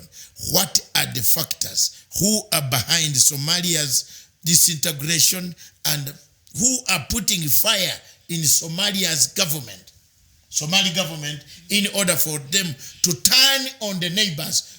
Don't miss that topic at 3 p.m. East African Standard Time. Someone is fueling this fire. Yeah, someone. And we need to find someone who missed the oil in... Turkana. No, in South Sudan. Oh, in South You Sudan. remember that person called Total Oil? He came to Nairobi, he said he was in Ngamia 1.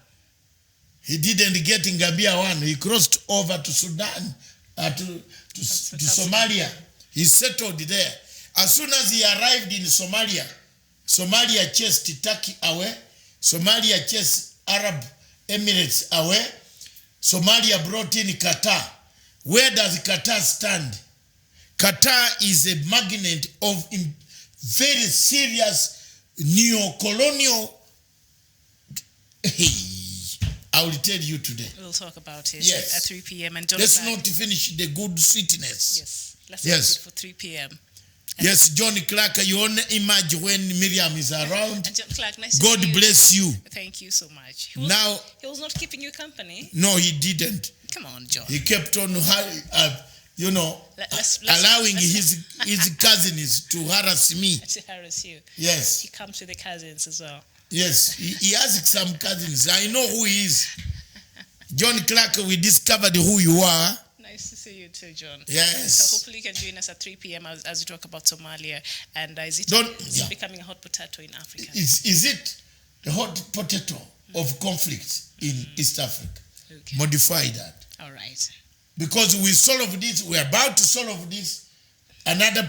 We can't keep keeping off these fires. Yes. They're all over the place. We shall look at the elections in Madope land, Jubaland. Somalia that has brought the other government in Mogadishu supports another opponent against Madope. Madope beats them hands down. Now I see they're dragging Kenya and Ethiopia into the matter. Into it. So we look at it is a hot potato. Wagwana. Good. We shall analyze you, man, Mr. Mafamijo. I hope you are watching in your Somali palace. What is it called? Oh, he has a palace. Mogadishu. It is a house, yes, presidential house. But we are not bad people. We want you to operate like an African. Let's not solve these issues that way. Thank you. All right, let's see you here at 3 p.m. for the Diaspora Dispatches. And thank you so much for joining us today. And glad to see you again. So we'll see you here at 3 p.m.